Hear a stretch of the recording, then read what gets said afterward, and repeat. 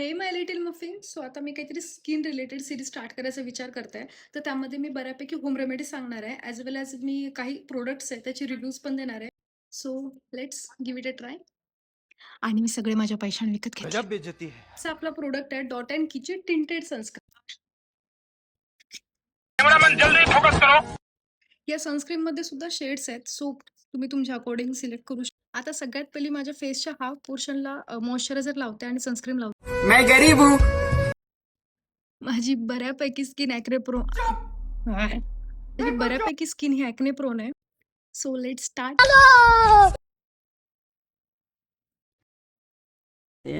प्यारी समझ गई।